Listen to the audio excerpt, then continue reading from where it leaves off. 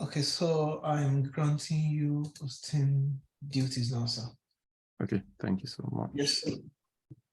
Okay, last week, if we could remember, we started with, we talked about some functions and we ended with NVO, how to treat non-values.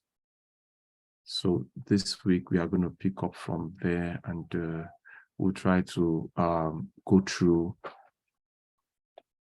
some few things, which is going to be a little bit intense because we are going to not rush through, but we are going to go through so many things. Okay, so let's pick up from there. 1 second. Let me bring up my screen.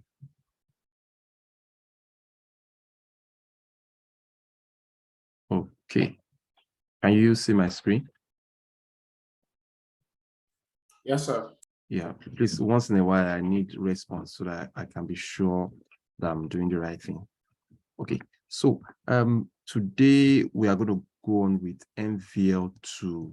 MVL2, as I said last week, is like a better form of MVL, and it could be used in this way. I'm going to do an example. We are going to try to do 1 or 2 examples, and I'll move on from there. So how does MVL2 works? So when you have a null value, if you can remember, we have null value inside one of the columns in employees, inside the table employees. I want us to see it so that we can actually work with that one. Okay, and the column is commission PCT. Can we say? You can see those dash is null value. So null value means that that particular record does not have anything in that particular space. So for example, we can see that Steve Kings does not have commission PC. So from our understanding of employees generally, we have employees that are like more or less, they don't pay, their income is not commission based. And we have some that they have both. They have both commission and they also have their normal salary. So for those ones that don't have commission, inside the commission column is going to be null. Null means it's going to be empty. It's not a zero. Null is not a zero. Just to clarify that. So null means it's empty. You didn't put anything inside. It's different from zero. So in such cases, I just want to strip off. I want to get only the last name and this commission PC so that we can see how we can make use of our null value commission MSS commission PC. See, that's the underscore name. So we can see Kings, Kocha, and Dihon, they don't have commission. So I want the last name and the income of those people, all our employees. And I want it in such a way that if you have commission, it should give me your commission and your salary as your income. But if you don't have commission, it should give me only your salary. How do I write that using MVL2? So I know my commission. I want to strip out my salary also, just to show that, okay, this is my commission, this is my salary, and what I'm doing actually makes sense. So I want another column called income. So last week we were able to define how to get what commission is. We said income, we said our income will be our salary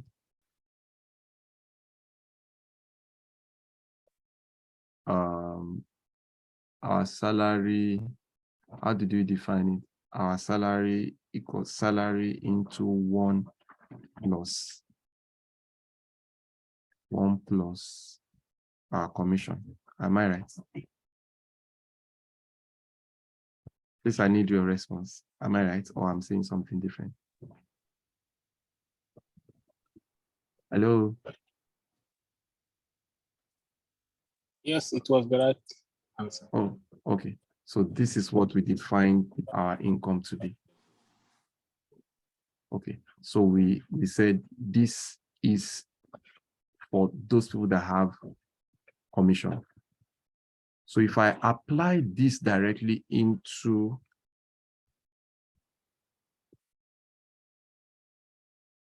this as salary, as income, I want us to see what will happen before we actually make use of salary. Okay.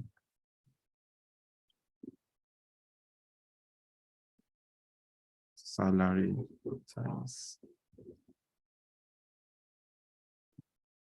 commission PC.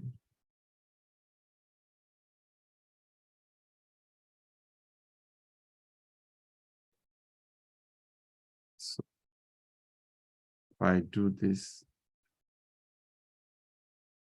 if you notice, the guys that don't have commission automatically, because they have a null value, automatically their income went null. So because when you do salary times 1 plus null, null will negate 1. So it's going to be null times salary. Null times salary will still be null. It's just like, it works like it's 0, but it's not actually 0.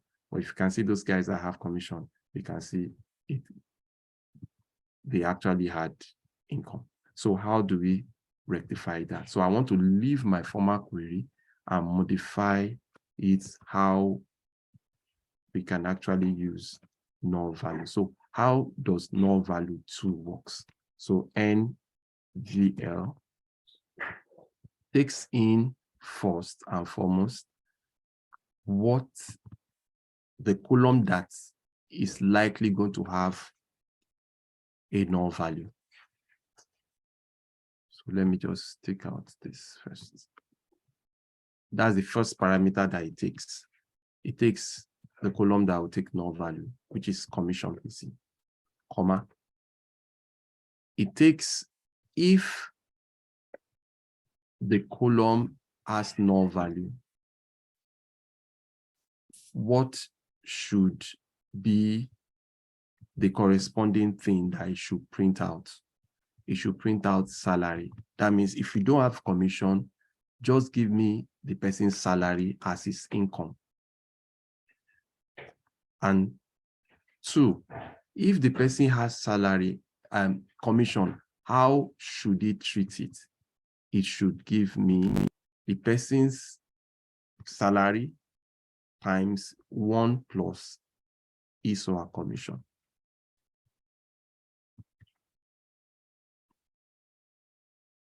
And I close the bracket. So this bracket closes. This bracket closes this one. So if I run, I left the other query just for us to see. If I run this one now, I shouldn't have, no, I think there's a mistake somewhere. NVL2, this.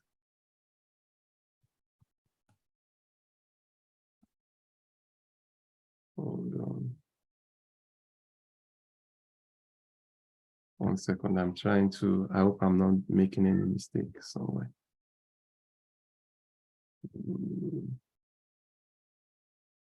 Commission.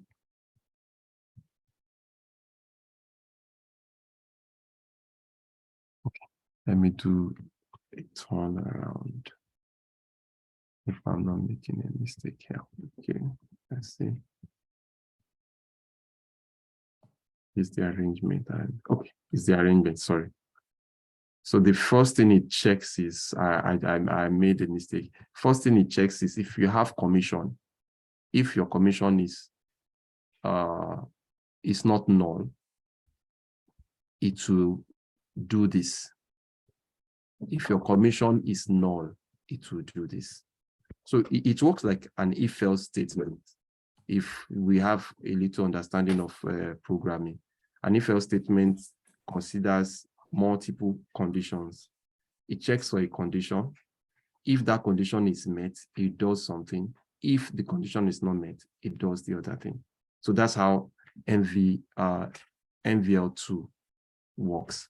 It checks if this particular role, if it has commission, it uses this to calculate the person's income.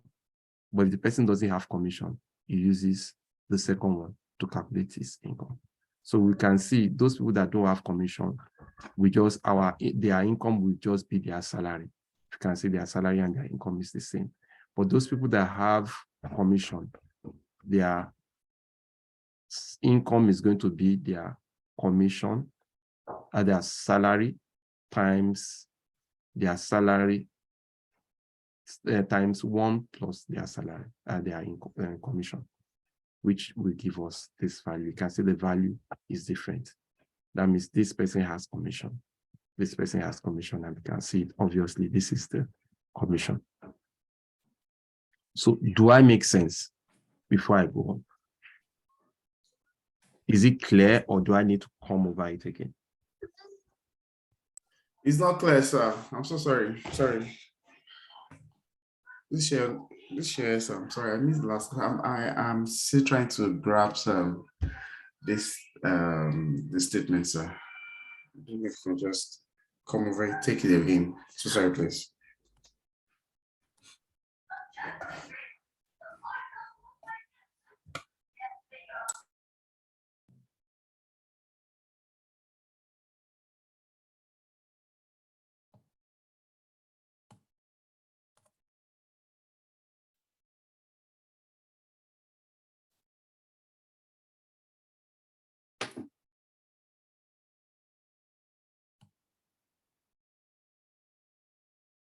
Your microphone is muted.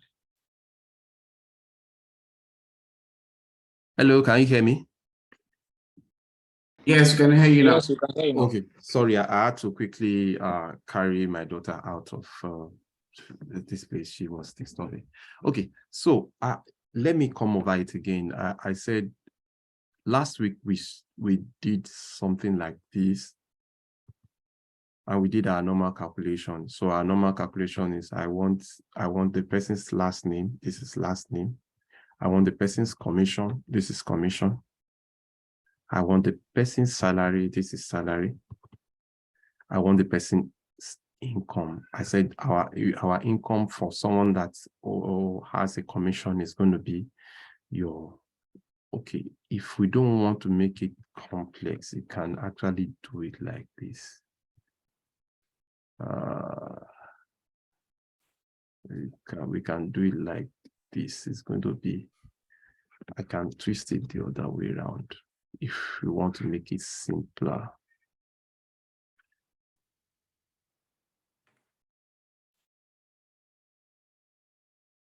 So this is, I pray it's a simpler way. So what it means is, okay, your commission is a percentage of your salary from here. So this person's commission is 0.2. So it means that because this person earns £10,500, his commission is going to be 10,500 times 0.2.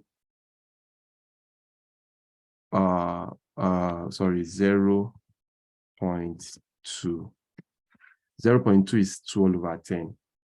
And if I can still remember how we used to do it in primary school, we'll say you use the 10 under to cancel this 0. Am I right? So you'll be left with this. So the commission is going to be 2100. 2100. That will be the person's commission. But your commission is not yours. It's not your income. Your commission is just part of your income. So your commission will not, your full income is going to be your commission plus your salary. So this 1050, sorry, my 5, I don't know, 500 plus 2100, am I right? Will be my income. So it's going to be 12600. Am I right? So you can see this how we got to this 12,600. So how did we get it? We multiplied the commission by the salary first. We got the commission. That is what we are doing here. That's the new formula that I just put here. So multiply the salary by the commission. Brackets, in mathematics, brackets will be done first before it comes out to do what is next. So we now add it to the salary. So this will give us like our income. But when we do it, because of those guys that their commission is 0, I'm sorry, not 0, it's null, they don't have commission. Their income too will be 0, will be null. Why? Because null times anything is null. Null plus anything is null. So how do we rectify that with SQL? That's what brought us about this formula. Null value. NLV means null value.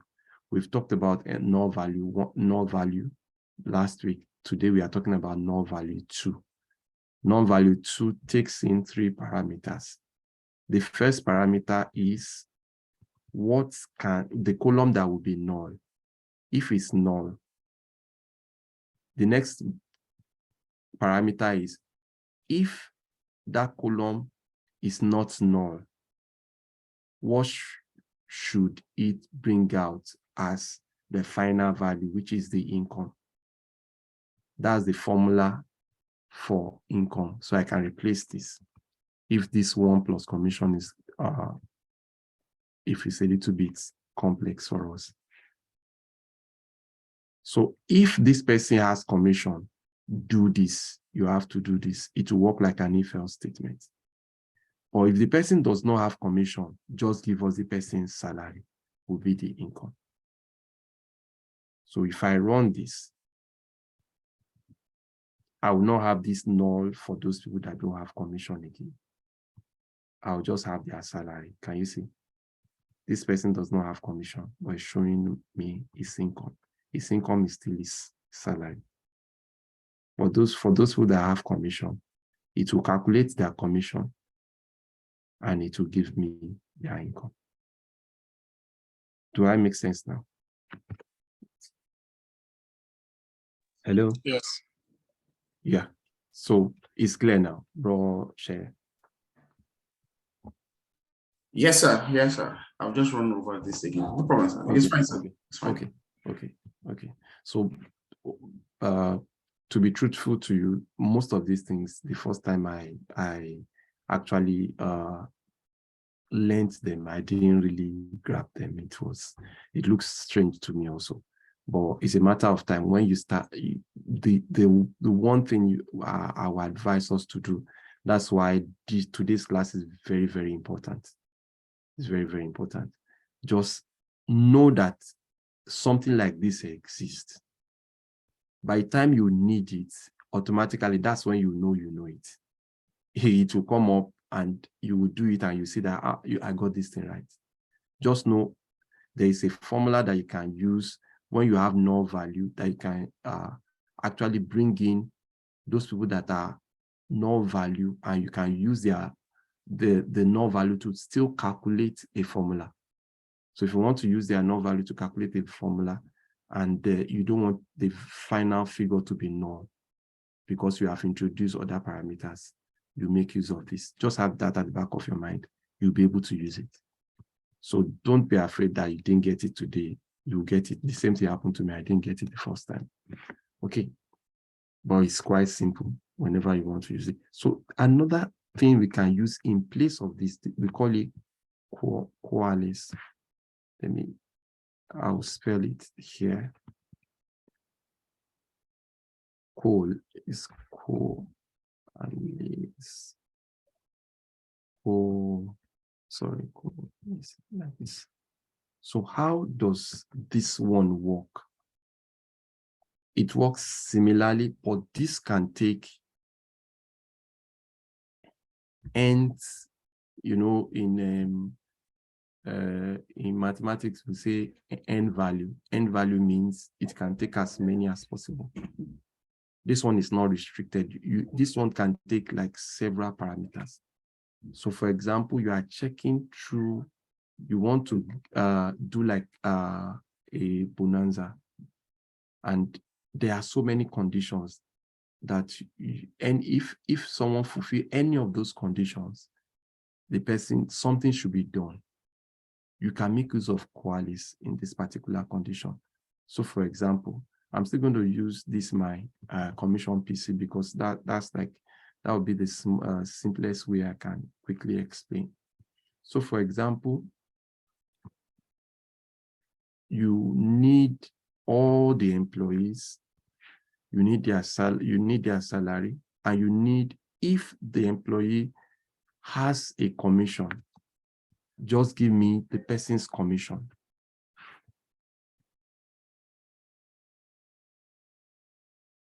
If the person does not have commission, give me the person's salary. If the person does not have a commission or a salary, give me a round figure, 10. How can I achieve this? I can use the coalesce function to achieve this. So I put in my coalesce. You know how we use our functions. But this one will not be, it's not calculation of income. This one is just substituting. If this value does not exist, use the second value. If the second value does not exist, use the third value. If this third value does not exist, use the fourth value. You can use as many values as possible in coalesce.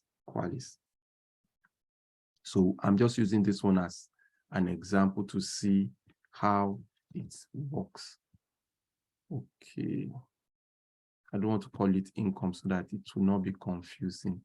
Let's just call it payment. As payment. So we are saying anybody that doesn't have a commission, give the person should have a salary. And anybody that doesn't have a salary, just give the person a default value of £100. So those ones that don't have a commission, you see, they don't have a commission, I specify their salary as their payment. Those ones that have a commission, just specify only their commission. And those ones that don't have anything, specify it as 10. There's none that doesn't have. We'll have seen anyone that doesn't have either this or this. You just give the person a flat figure, 100, So that's how you use coalesce also. I've been trying to look at how we can actually see a real life example of all these things. But let me quickly say this. I'm not promising, but if you get your first data analysis job, if you are having issues, don't don't be far away. Just give me a call. I might be working, I might not answer you immediately, but I'm still open to like helping you through your first job to be able to answer a few questions. My major aim in this training is that the least I want all of us sitting here to get is to get our first data analysis job. So if we can get that, I would say I've succeeded. I'm not just here to just teach a skill and just leave. It's for us to be challenged to get our first. It might be a junior role. If you are lucky, you might get a senior role. But if you don't have the full skills, it might be difficult. It won't be good for your career that you got a job and they told you to leave. So if you are not so strong in all these things, I won't advise you go for a senior role. Just go for a junior role. So at least they will know, okay, you are still learning. That would just be the advice I'm going to add to this. Okay, so those are the two conditions that I'm going to specify. And before we go, I'll just tell us to do one example and I'll move on to the next thing, case statement. Case statement is a complex,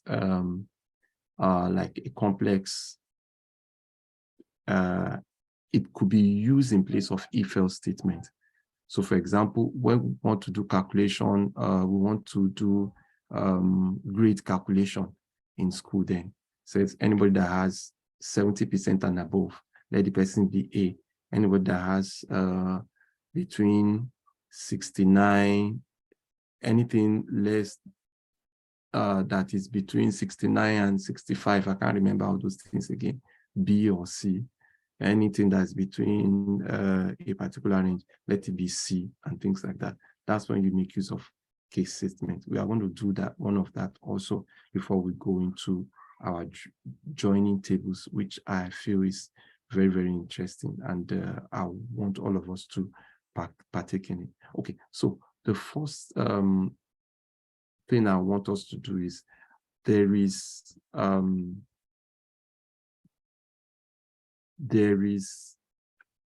I want us to, I'm thinking of a very good one to do quickly. Let me quickly.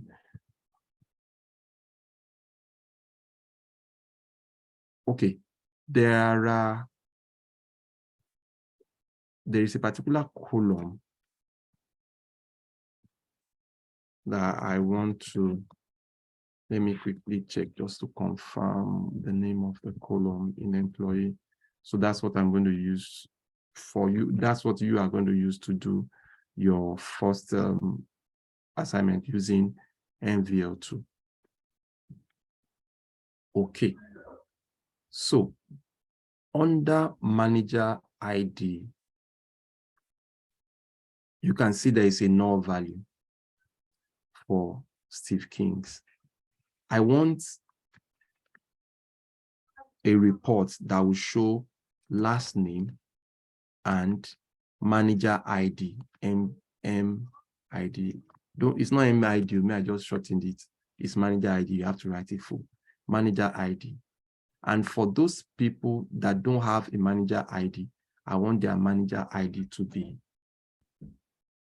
I want their manager ID to be 0, 0. I want their manager ID to be 1. Don't let me make it too confusing.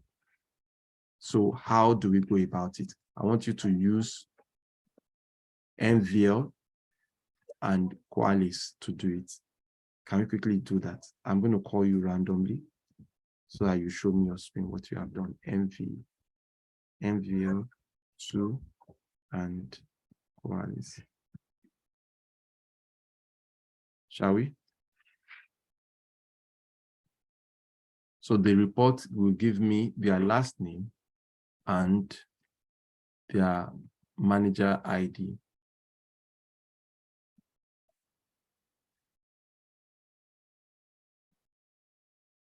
Their manager ID.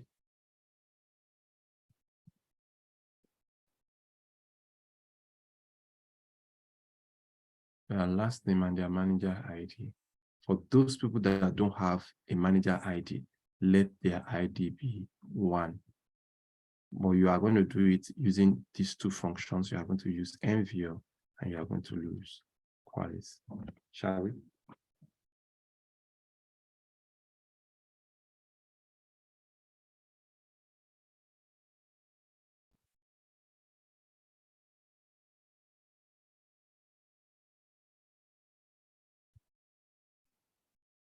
Has anybody done anyone that you wish to share with us? Anybody?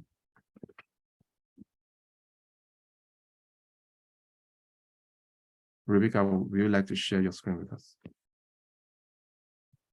Don't bother, you might miss it. It doesn't really matter. That's why we are here. Rebecca, are you there?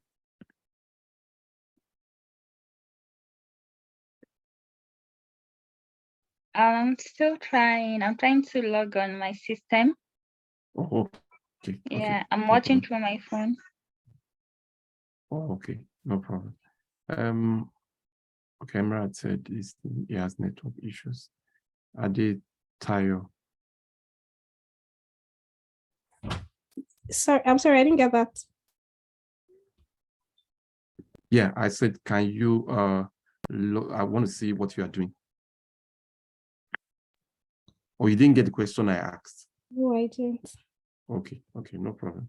I was a bit distracted. No problem. But I want all of us to concentrate as much as possible, please. Yeah, okay. Aditi or any one of you.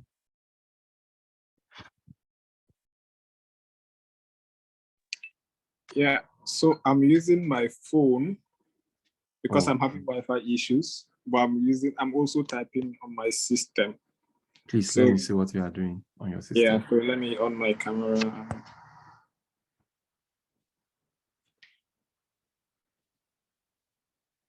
So I've got the first one here. Okay. Can you share the query on the chat so I can just run it from here? Yeah, thank you. Okay, all right, 1 second. Yeah. Okay, Brosha, would you like to share your screen? I'm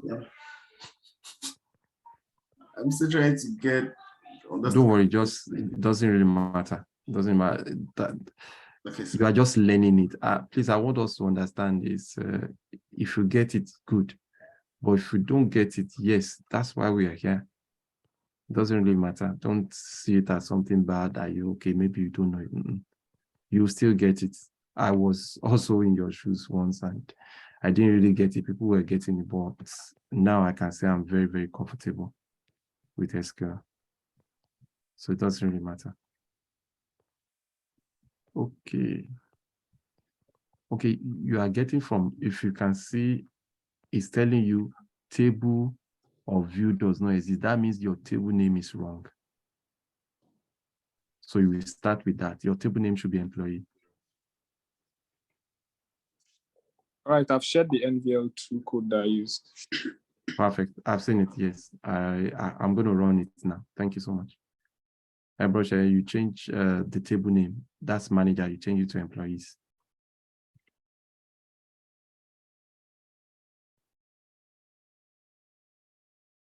Yep. So I want only 2 columns. Yeah, I want the last name and the manager ID. So I told you, if no matter what you are given, just try to break your tags into smaller tags. When you break it into smaller tags, you start picking it. Okay, the first tag is, where is this data? It's inside employee. So you do selector from employee. What and what column do you need inside employee? That's the second tag. You need last name and manager ID. So you do last name and manager ID from employees.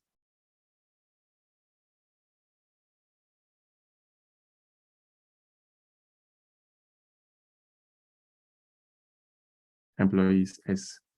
It will tell you table name doesn't exist.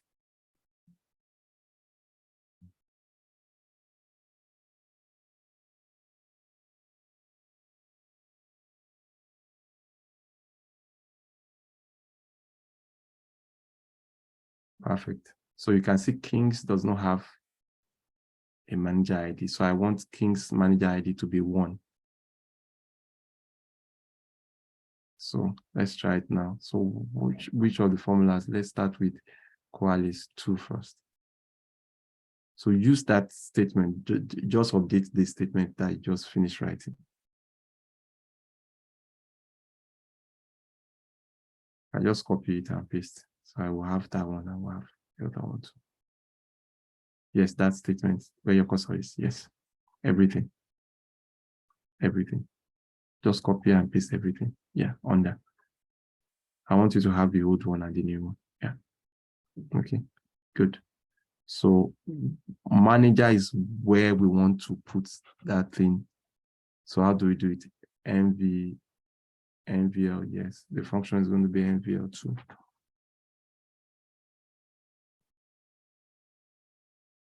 Yeah, open a bracket. So comma, after, yes, good. So if the person has a manager ID, let it print manager ID. So it's going to be manager ID again.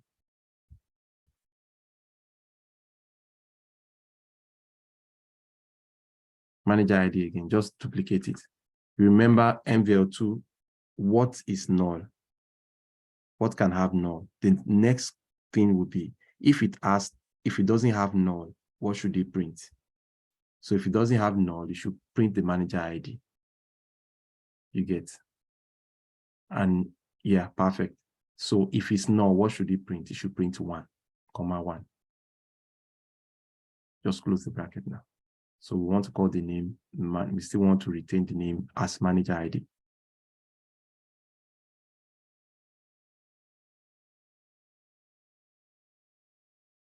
No, it will not run. Manager underscore ID. Yes. Or you put it inside quotes. Yeah. Okay.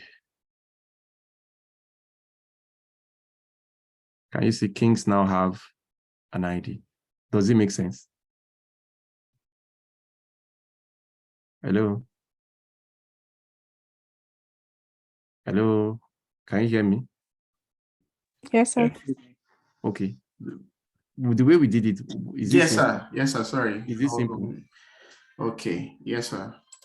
Do you see that it's not that hard? It's just for you to understand the principle. Understand. Yeah, it's not hard. Certainly. It's not hard. I just want us to have that at the back of our mind. It's not hard. It's not hard. Okay. Yeah. Okay. So thank you so much. You can stop sharing. Let me just quickly run Bro Aditi's Okay. yeah. So see, it's exactly what you did you did too. Okay. The two manager ID. So will you want to try Qualys now? So how does Qualys work? Qualys, if you can remember, I said, if you have the first one, Qualys will print the first one immediately. It's not like MVL. MVL checks. Does the person have this one? If it has, it uses the the next formula. If the person does not have, it uses the second parameter. But Qualys, it checks. If you have this one, it prints it immediately. If you don't have this one, it moves to the next thing. Do you have salary? If you have salary, it prints salary. But if you don't have this one or you don't have this one, it prints the next one. So in this, our own case, we are just looking at two things.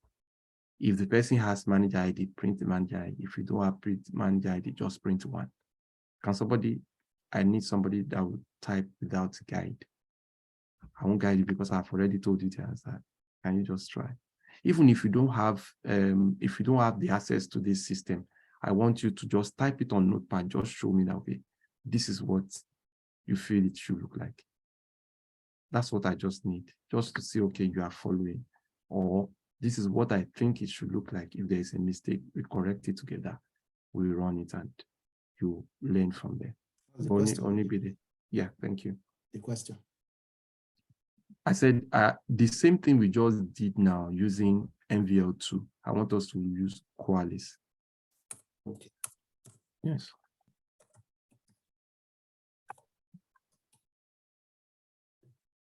I want somebody to share his or her screen. Done.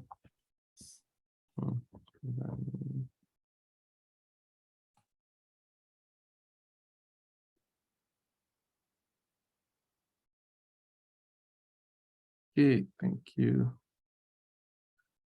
Yes, perfect. Perfect. Thank you so much. Can you see it's simple now? Bro Emirad, Yes, sir. Is it simple?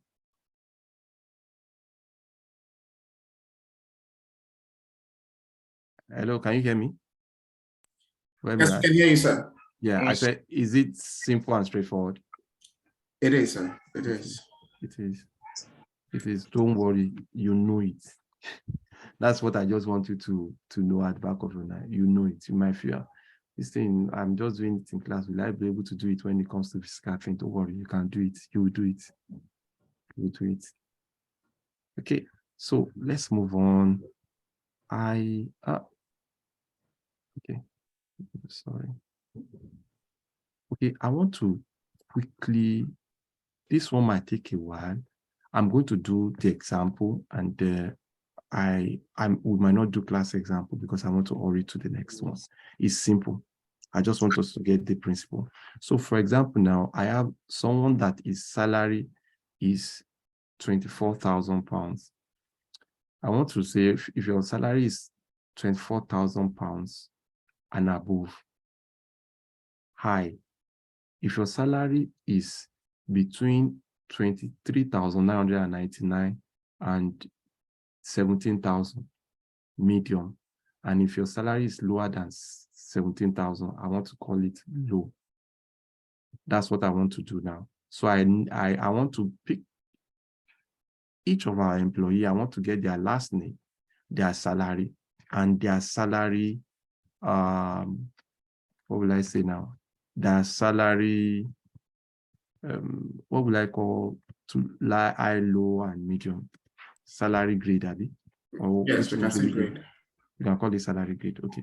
So I want to know their salary grade. And you know, salary grade does not exist in the table.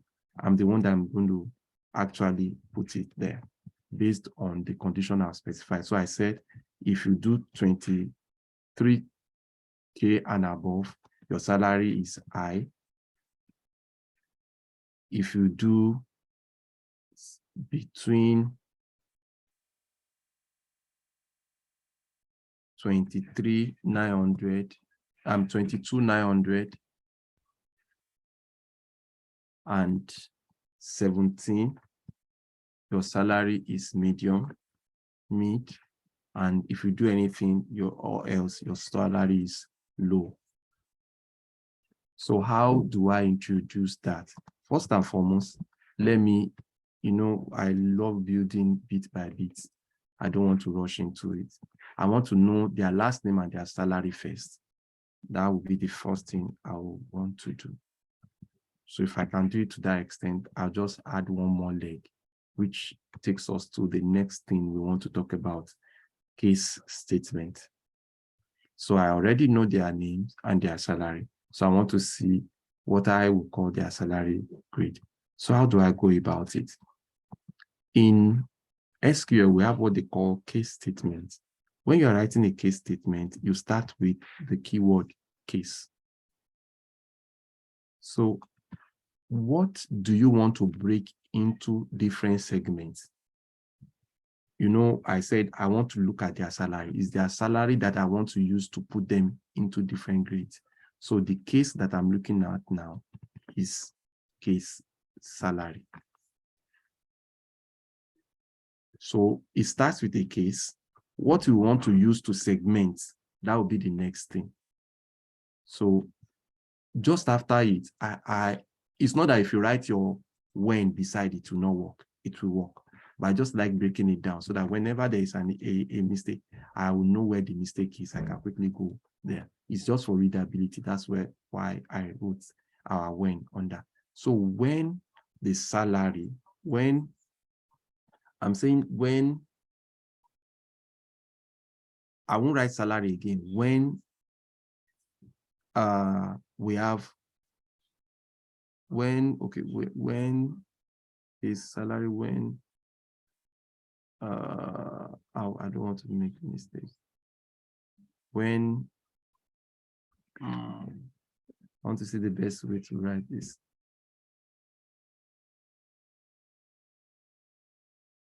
Okay, sorry, 1 second. Is salary when salary, no, don't write it like that. Is when salary It's greater or equal to.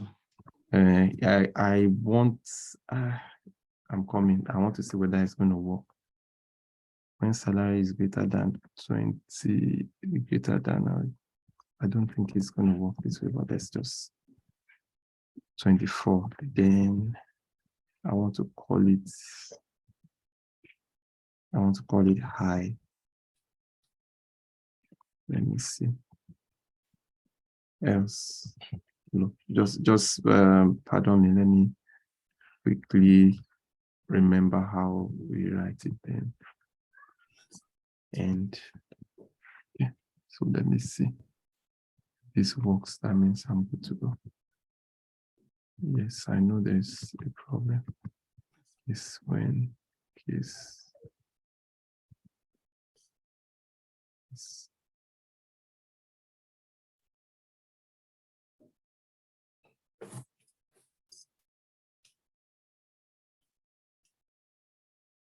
Okay. I got it. Okay. So I think I mistakenly switched it. So case when salary equals this. Okay. So the next one will be case when salary is greater than or equal to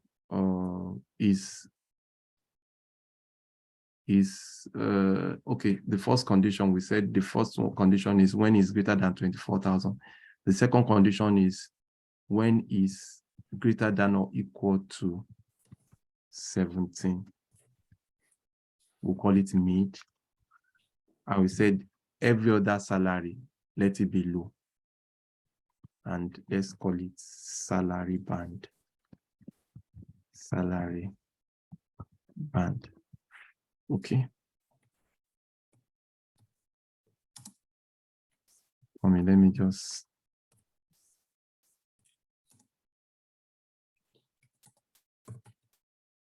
So, yes. So let's look at the condition. If you look at the salary, is the what we wrote, does it match? Yes. It does. Okay. So no matter how much you break it down, you just continue to use when, and you say, why did I write it this way? 17,000, greater than 17,000, shouldn't it overwrite this one? No. The way it works here is whenever it's running, it runs from the top. So automatically it will have labeled anyone that is greater than 24,000, 23,000 and above high. So those ones will not be in the pool again. So what will be left will be anything less than. So by the time it's running the second one, this second one will not override those ones that are greater than 24 because we have already labeled them as high. So that's why we can write it this way. But some people will say, why don't you write from 22,999 to 17,000, we call it mid, and we call the other ones from the way this is already programmed in such a way that it picks from the top. So by the time it picks from the top, so if I take this one off, automatically you will see that anything above 17,000 will be there, will be mid. Why? Because I've taken the first filter that I will have used to pick I. So you see, Y is running from the top. And if I put this under,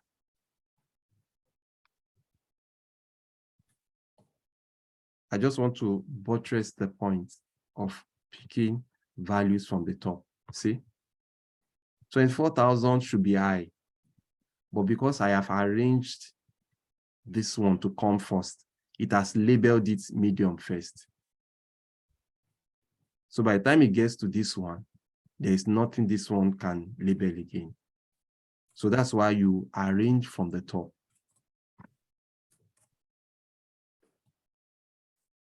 So by the time it's running, it will have labeled anything above this one high, comes down, label that one, comes down, label that one.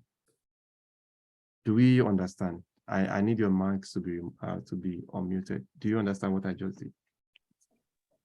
Yes. Yes, boss. It makes sense, huh? Yes, but is there another way that this can be? I'm just asking.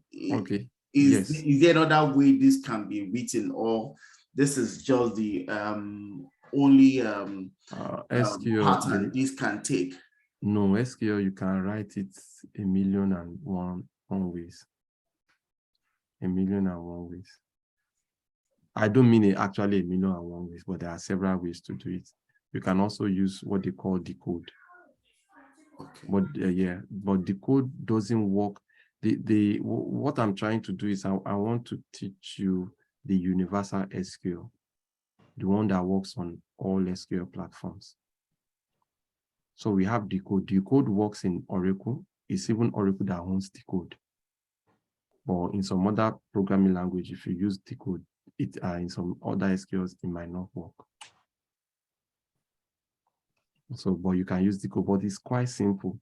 Case, you just made them when the salary is just like speaking English. When my salary, when anybody's salary is greater than or equal to this, then tag their salary as this.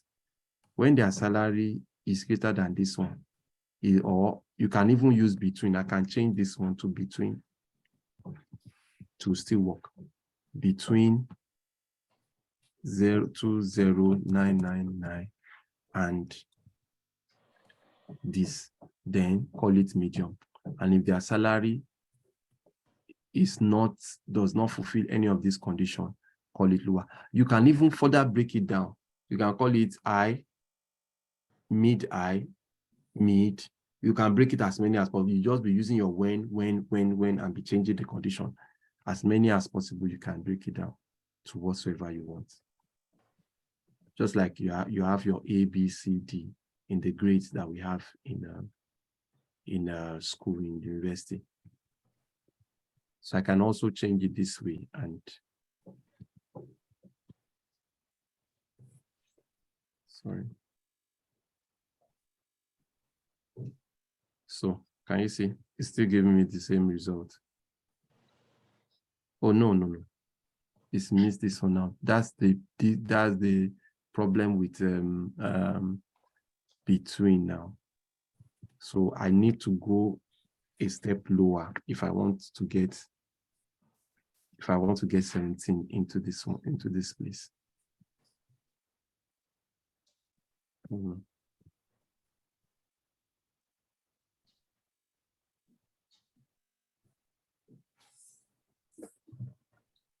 Okay. I need to get 17 to this place because between does not pick the number that you are starting from. It picks a number after. So that's why 17,000 is showing lower the other time. I think there's a mistake somewhere here. Press align between this. Okay. I just crisscrossed it. I did it the wrong way. It should start from the smallest one to the biggest one.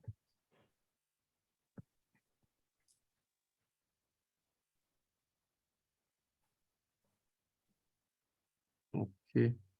Yes. So I started from the big one. Numbers don't count from big to small. They count from small to big. So that was where the error came from. Okay. So any question, any clarification? Can we move on? Yeah. Okay.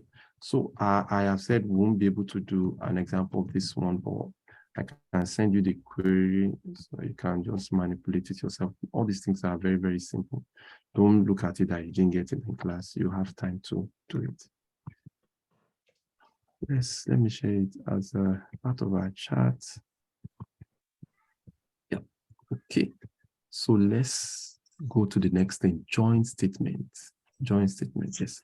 This is where the work just started. How do we join two tables together? So I'll show you two tables. I'll show you why we need to join the two tables together. So I have a table called employees, which we have been using. So if you select employees, select all from employees, I can see the details of all our employees. I can see also their department ID.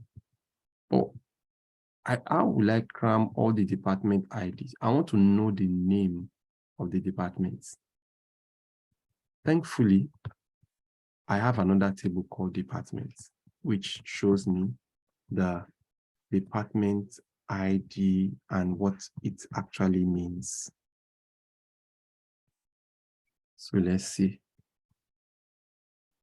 So our department ID 10 means administration, department ID. 20 means marketing, and on and on and on like that.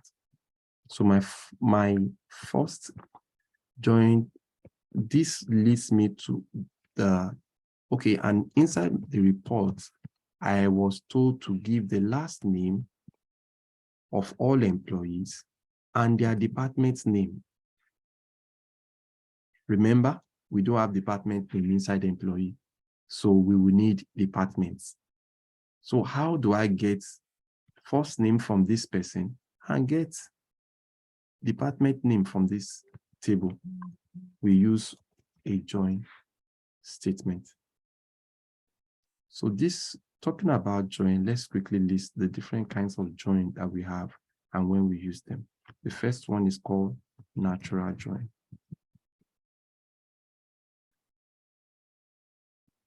The second one is called cross join. Cross join is also called, I think, Cartesian join. Cross join is showing all the possible multiples of a particular value. We are going to do all of them one after the other. They call it Cartesian join. It's also called Cartesian join. Apart from that, we have self-join.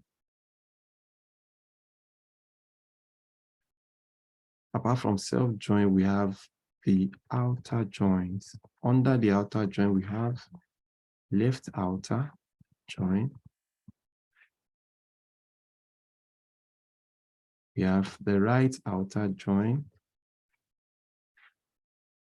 All of them have the same principle that the join, they work, but they have slight differences. And we have the full outer join. Full outer join. So we have the natural join, cross join, we have the self join, we have the outer join, we have the inner join.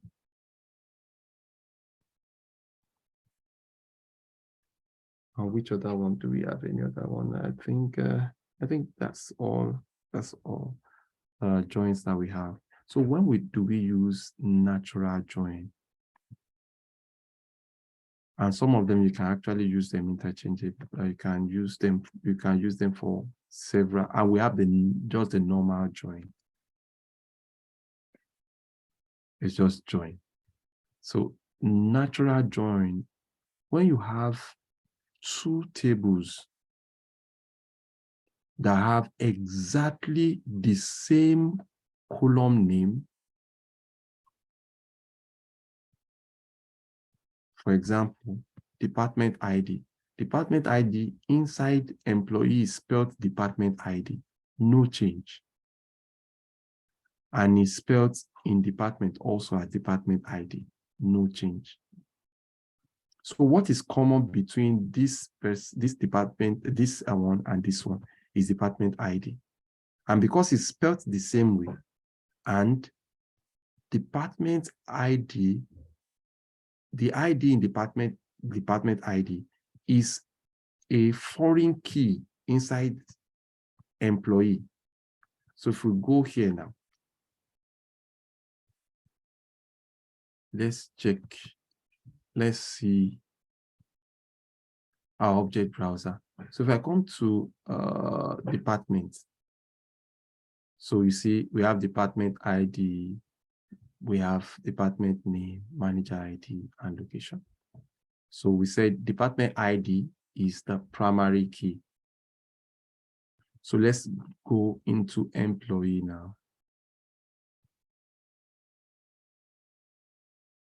So we have employee ID and all other ones. I want to see departments.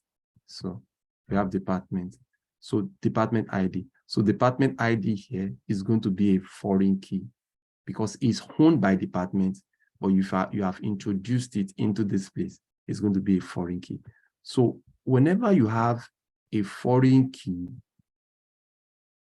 and you are joining a table that is primary key is a foreign key in another table, you can actually use natural join. So we are starting with natural join. Sorry, 1 second. Script. Command. Yeah. So we are starting with natural join. So how do we write it? So we just do select. Let's say last name, comma. We want to pick department ID, department name, sorry. I will add department ID later, department, because I want to introduce a concept. Department name from, we are merging two tables now, employee, natural join. It's not compulsory to write it in capital letter. I just wrote it in capital letter so that we can see natural join department. Yeah. So when you do this, I can successfully bring the two together.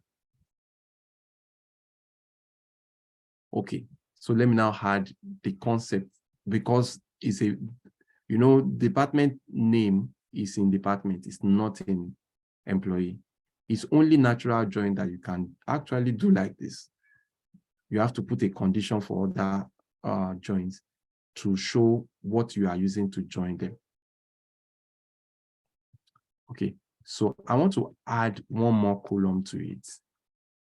This is where I'm going to introduce the next concept, even in natural join ID. So if I put this, it's going to tell me ambiguous. Ambiguous means, oh, I've forgotten it's natural join. It's going to work. But if I use just a normal join, it's going to tell me it's not possible. It's ambiguous. Missing keyword. 2 reasons why I have not stated what I'm using to join these two guys together. So how do I now make this to work? I need to say that where this one equals this one. So I can't, the system will ask me, which one am I talking about if I run this now?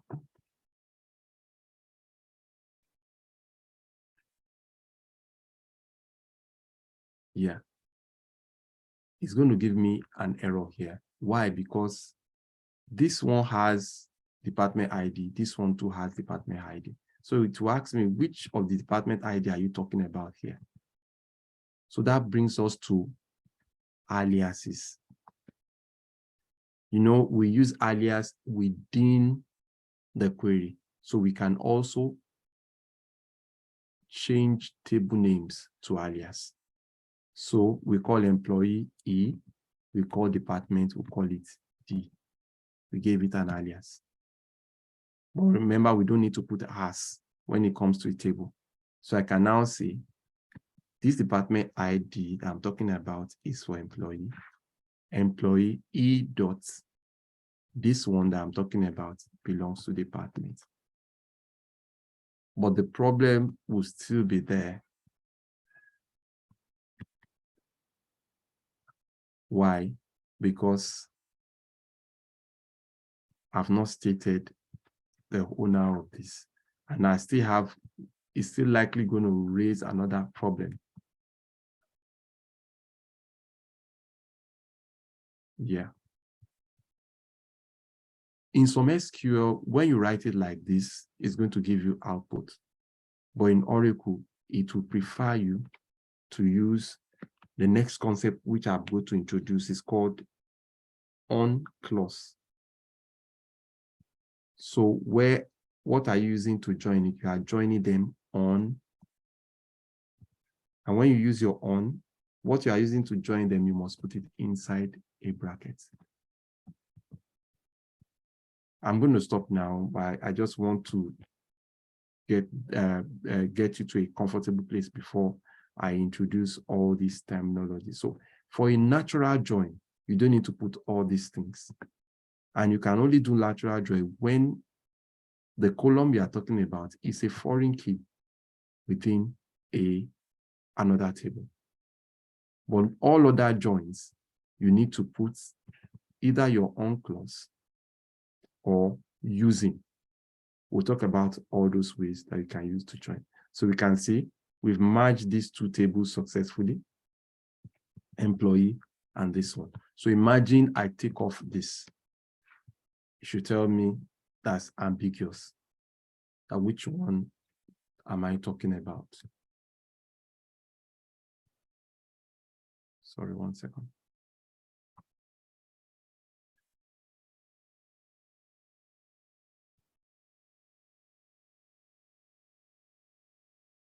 Okay. Column ambiguously defined. Why is it saying ambiguous? Because the two tables has the same column. But I didn't put anything in front of department ID. It didn't say ambiguous.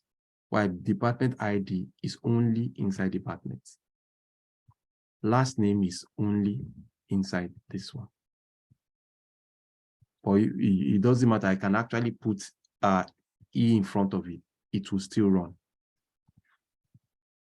But if it's not duplicated, if you don't have the same column in two tables, you don't need to define, it's not compulsory to define the alias. But if it's in the two tables, it's compulsory to define which of the department ID are you talking about here. Is it department, which is represented by D, or is it the other one, employees? So this is how you write a join statement.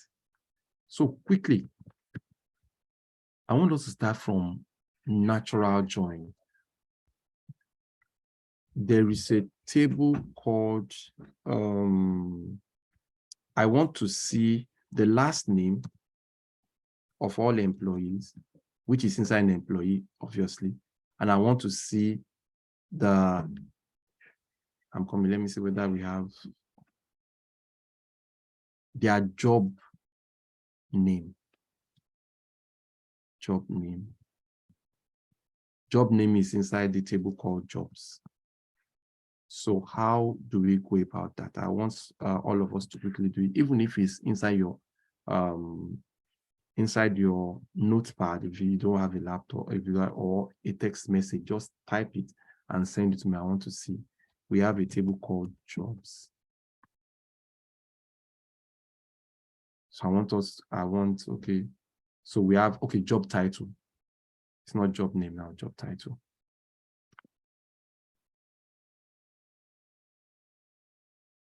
So I want the first name, the last name, and the job title of all the employees. So job title is inside job. Last name is inside employees. And what you can find in the two of them is job ID. Shall we? So first thing that comes to your mind is what combines the two. So I want you to use natural join to do this. Shall we? So natural join is the simpler one. You don't need to write on. So let's go back to the example of natural join.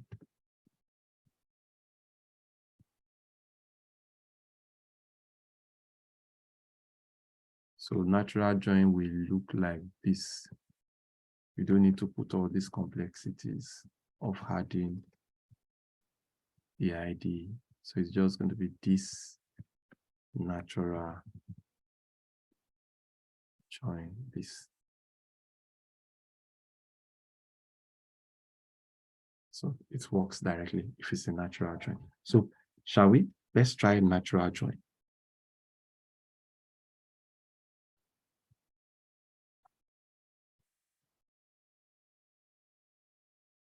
Who is ready for me? But this time around, I want two columns. The first one is inside, there's last name. The second one is job title. And I've given you the hints. What you use to merge the two together.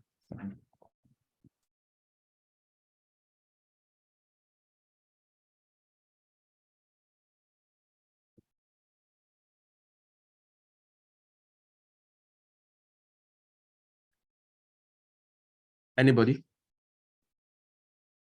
Is anybody ready to share? I'm sorry, mine keeps saying missing expression. I don't. Please, let's see your screen. Yes, that's what I like. At least I can see that you are doing it and we can resolve the issue together. Yes. Okay. Okay, missing expression. If you look through your code again, there is an expression that is missing. Last name, job title, there shouldn't be a comma.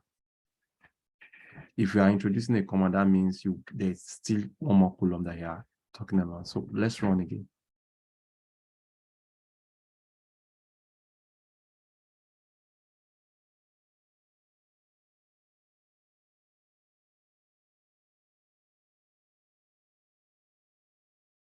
Perfect. So I want you to do one more thing. Can you add job ID to it? So I want to see the job ID. I want to see the job title, what each job title means.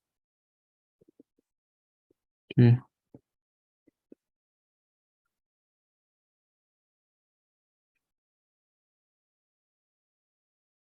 Perfect. So the job ID for you are running away. You are still going to do the second one. I want you to do the next one for us. Don't mind me. I use the word you are running away. I know you are not running away. Okay. So is there anybody that you need to clarify something before she helps us with the next one? Anybody? If nobody is talking, that means we are all fine. Please, if there is any issue, let me know. Shall we? Okay, let's go on since everybody is fine. Okay. So I want to change it to normal join. So how do I go about it? Can you copy this last statement and put it down? Let's modify it a little. Thank you. So this works for natural join. So let's look at just normal join. So assuming the two columns are not related. So how do you do it? So you take off your natural join. Okay. The next thing is you give your employee the table name, you give it an alias, and you give job also an alias. You can call employee maybe E, you can call it A, you can call it B, you can call it anything. But it's just good for, no, don't delete anything.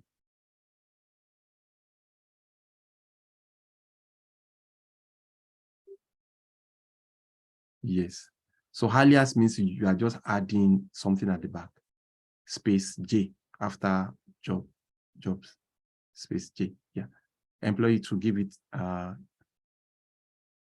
thank you. So the next thing, you go to the next line. So what do you want to use to merge these two tables together? The two of them have job ID.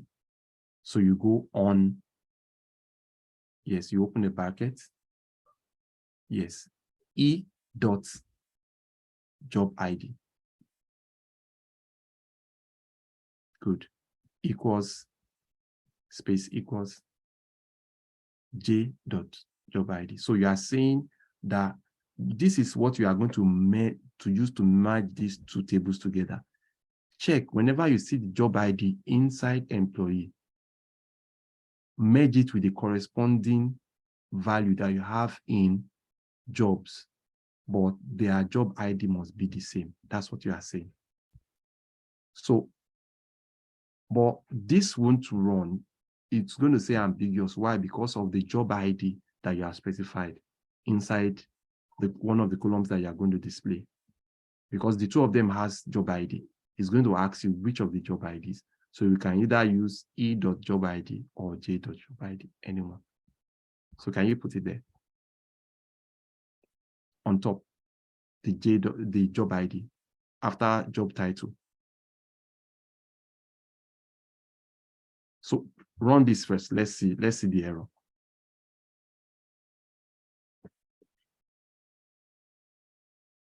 Can you see? Ambiguous. And the only reason why it's complaining ambiguous, take away job ID. Just cut it off. No, not that job ID, the one on top, yes. Cut it off and the colon and the comma. Yeah, run it. I just want you to see that it's not because of any other one, it's because of that job ID. Because it's seeing job ID inside employee, it's seeing job ID inside jobs. So it's asking which of them. So you put it back now. Comma.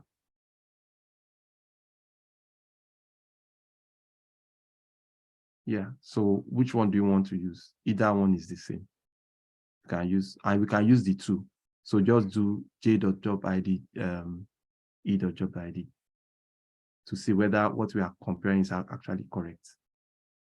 No, up there where you just did it, yeah. Just put E dot in front of job ID. In front. Yes, close that gap. Yeah, do J dot also now, J dot job ID. Just the next, let it be the next comma. Thanks. So run it now. I want to see whether our E dot job ID is the same thing as our J dot job ID.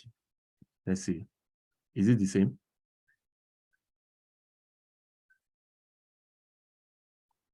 Yes. The job is the same, yeah. Just to show you that you can either use any one of them. You can use E.job ID, you can use J.job ID. Whichever one you use is still the same because that's what it uses to merge two tables together. Do we have a fair understanding of what join is all about? Anybody? Any issue? Anybody? Anywhere? I didn't get it at all. Okay, you didn't do it again. Okay. Okay, can you bring up your screen? Okay. I'll do it. Okay.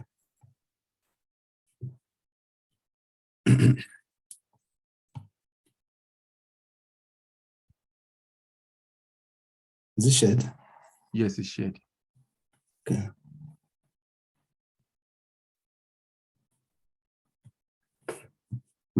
But I'm typing it all. It's right. It's right, but I don't understand the concept. You don't understand. Okay. So the concept is we want a report. For that report, you can't get all the values inside one table. You can get it in some is inside one table, some is in another table. It can be 100 tables. If I still have some of my queries, you can see I do sometimes joint statement that goes across like several tables. It's not 1, 2, 3, 4, 5, 6, several tables. You do your join, this one join, this one join, this one join, this one join, and you see the query becoming big and big and big and big. So whenever you want to pick values from several tables, that's when you make use of what they call the join concept. And I first started with the different kind of join statement that we have. We have the natural join, which works when you have a table that has the two tables are linked together. One with inside one table, we have the same column name is the primary key there. And you have it in another table, which is a foreign key. That's when we use department ID. Department ID is in departments. It's department that owns that primary key. But you introduce it into employee ID as a foreign key. So those two tables can naturally join on department ID, even without stating it. Using the on clause, it will naturally join because it's a foreign key inside that table. But in case it's not a foreign key, those two tables are not connected, whether primary key or foreign key, you can still join it. But you must define what you will use to compare the other one. So the first thing you do when you are going across multiple tables is, what is inside this table that is exactly the same thing inside the other table? And that's when we use the example of job. Inside job and inside employee, there is job ID. The two of them, they carry the same content. And I need the names of the employee and their job title. Their job title is not inside employee. You can only get it inside jobs. So the only way I can get those two parameters is to get one from inside one table and get the other one from the other table. So how do I write it? I still write it like my normal SQL statement. Select the first column, the second column from the first table, join the second table. So how do I join them? You now open your brackets. This column must be equal to this column before you can say they are joined. That's the condition that on is fulfilling. So if the two of them, they are the same, join them together and give me the output. But if they are not the same, don't join them together. Does it make sense? Yeah, it makes sense. Makes sense. Don't worry, it's a matter of time. When you see, majorly when we are learning SQL, just to know there is a concept that works like this. By the time you start working, when they tell you you need this, you know that there is a concept like that. You just go to Google, how do you do join statement in this SQL? You just see it. When you see it, you just follow the steps. So one major advantage you have now is that you know that there's something like that exists. But for someone that doesn't go through this class now, if the person picks up a junior role, he will not even know what to do at all.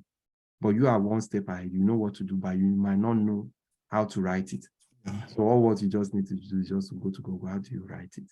But it's simple, but if you don't pick it, it's not still a big deal. It's still something that you can pick up and you can do. Before now, all these things, I have to go to Google to check it how they are doing. But now I don't go to Google again because I've done it over and over and over and over again. So I know where to put what.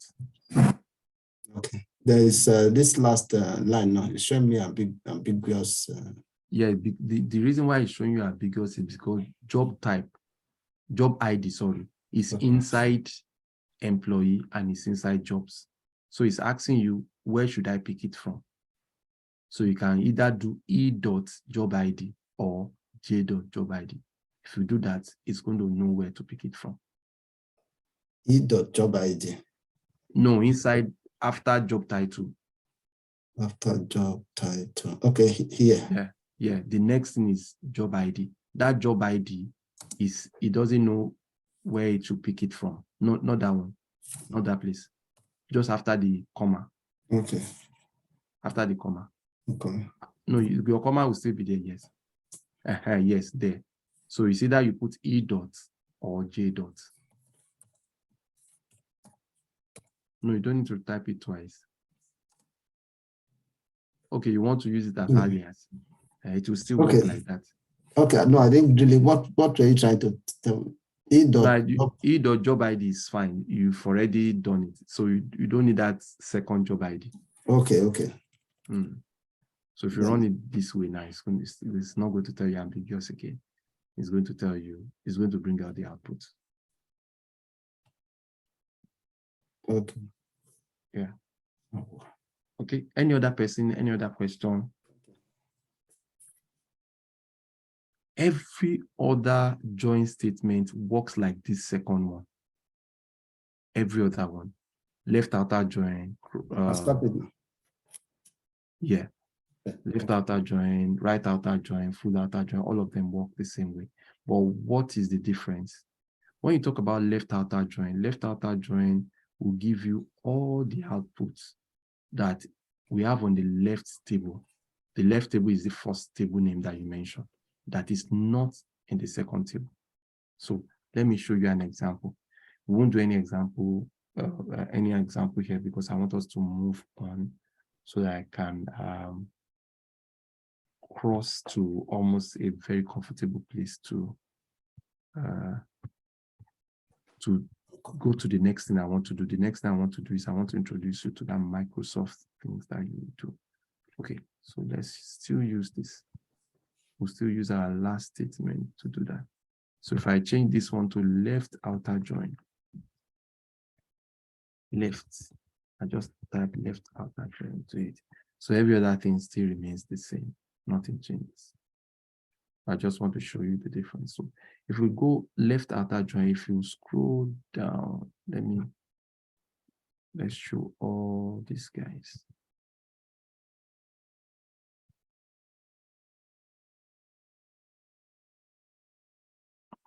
I hope I will get an example. Yes. Can you see? Grant is a name, but Grant does not have any department. Why is he showing me Grant? Because I specified left outer join. But if I just put it at join, it will not show me Grant because Grant does not fulfill the condition of department ID. So if I run it, Grant will not come out. If you scroll down, you will not see Grant. Why? Because Grant does not have a department ID. But because I put left outer join, I'm telling this system that this is what is on the left. Our employee is on the left. This one is on the right. That's what left outer join means. That means the table on the left.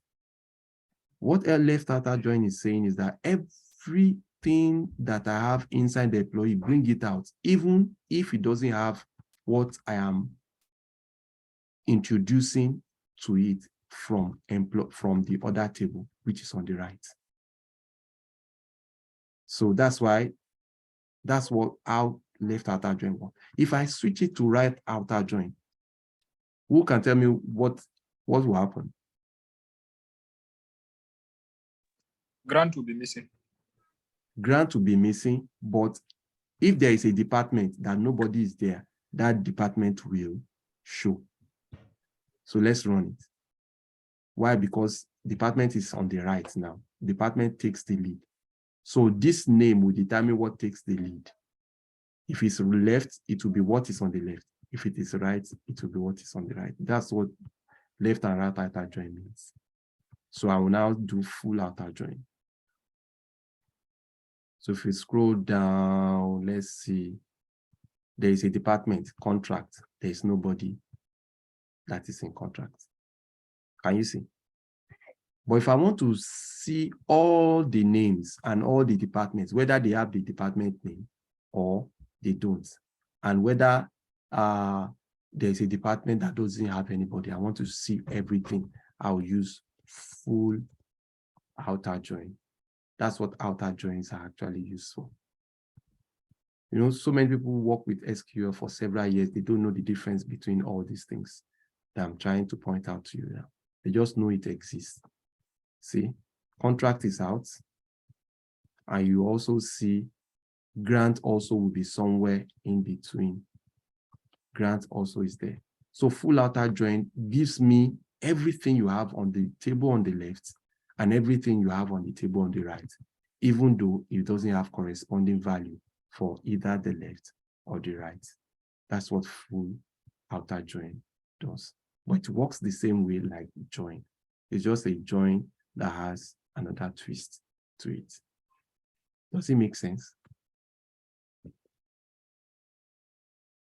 Hello, does it make sense? Yes. It's not, there's no complications here, Abby.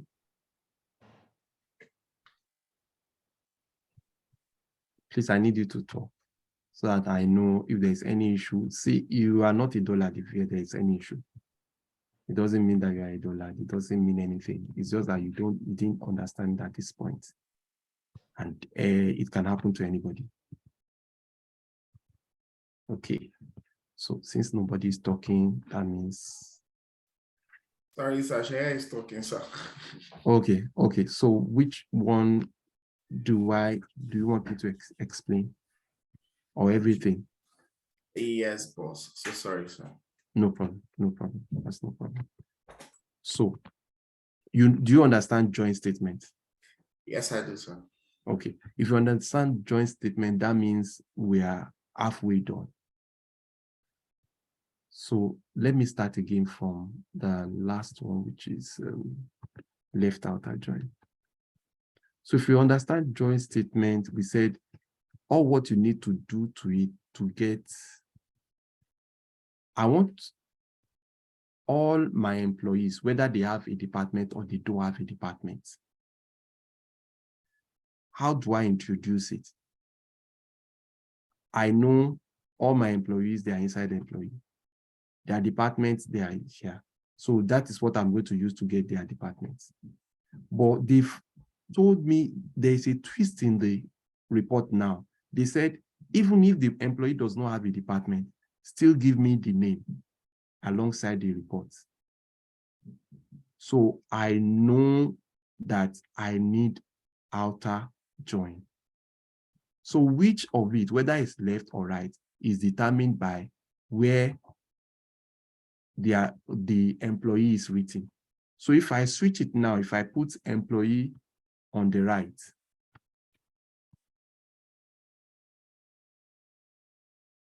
I put employee on the right and I put department on the left.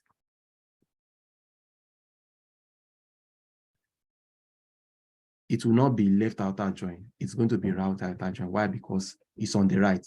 So you look at your left and your right now. Which one is on the left? Which one is on the right? Employee is on the right. Department is on the left. So it's going to change to right outer join. So it's just the arrangement that determines whether it's left or right. Do I make sense now, Roger? Yes, sir. Okay. But if I say I want all the employees, whether they have a department or not, and I also want all the departments, whether there is any employee there or not, I won't use left or right. I'm going to use full outer join. Outer join means outside the set. Give me any other thing that is outside the set.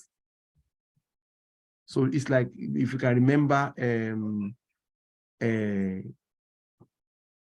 lowest common multiple, LCM. That's what they are using this thing to do. It's just LCM. So we have, let me bring up my, so we have segment A, we have segment B. So we have 2, 3, 4, 5. This is my 5.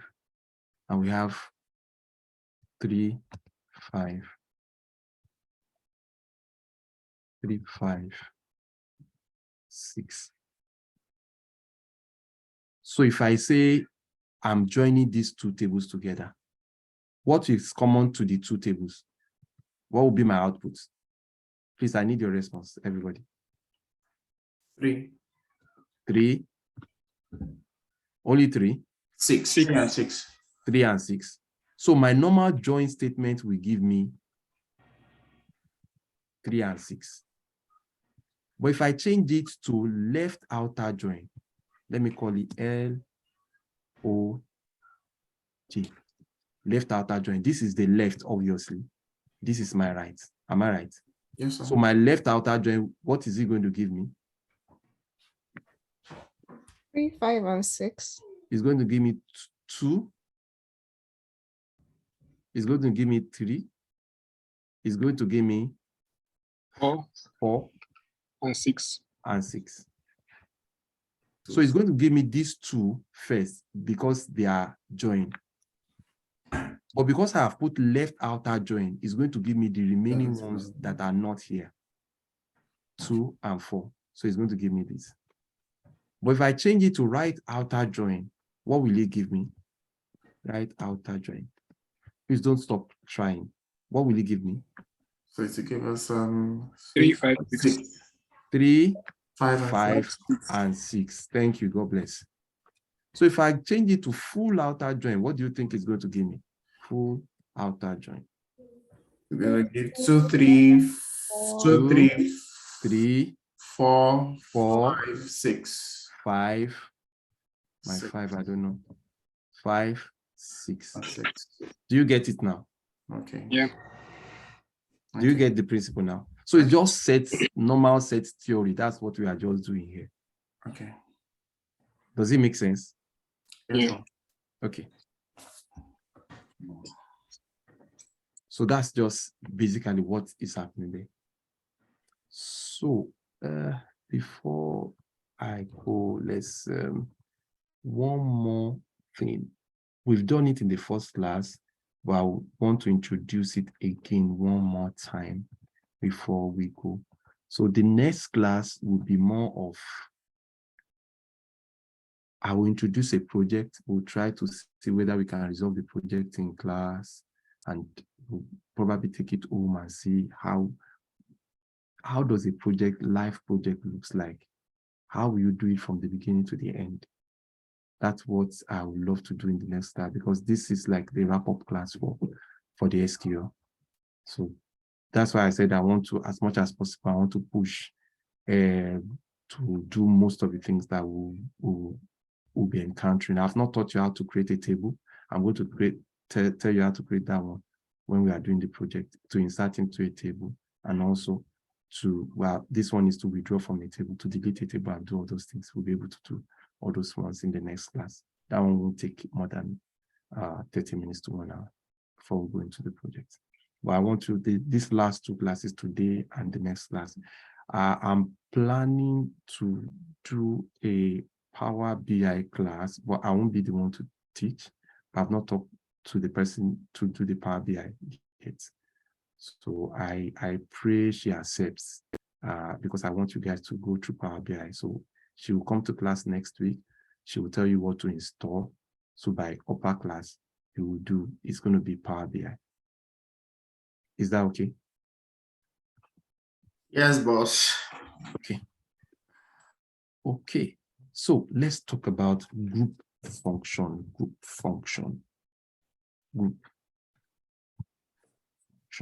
How do you use group functions? I think the second or third class, we talked about group functions. And when we use aggregates, that's when we make use of group functions. So let's talk about aggregates. What are the aggregates we have? We have average. Those of you that you've been around for a while, you know we've done that. We have count, we have sum, we have mean, we have max. Can we remember? Yes. Which other one do we have? We Order. have variance, we rarely use it. We have variance, we have standard deviation, we have all the likes.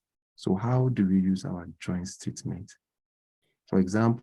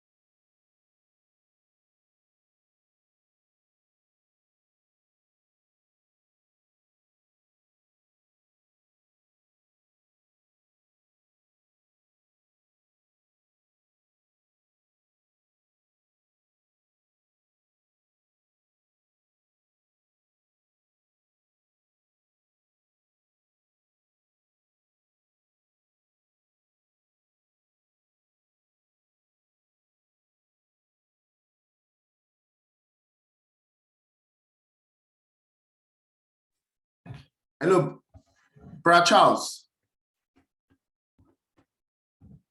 Hello, Charles, are you still there? Brakule is trying to coming back into the class. You need to accept him if you are there.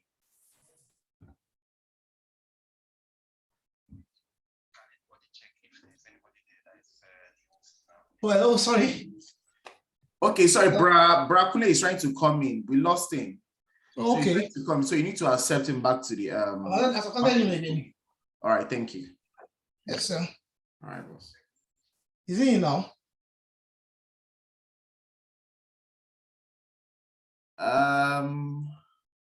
hello, sorry, I went off for a while. I'm back. Okay, sir. Okay, yeah. So I was trying to introduce the next thing. Hold on 1 second. Can you see my screen now? Yes, sir. I think Okay, okay. Yep. Yeah, that I think yeah. Okay, so I was talking about I want to count the number of employees that we have. You can just use count star. Count star means count the row. Okay, I'm going to show you some other ways that you can actually use to count. So we have 20 rows. That means we have 20 employees inside the database. Okay, so the other way you can actually do is you can do count one. What's the danger of count one? Count one will count the first column. So assuming the first column has a null value or has two null values, it's going to be 18. It's not going to pick all the employees, but the first column is first name. So everybody will have first name. It's still going to be 20. So I want to count, and I want to count people based on their departments.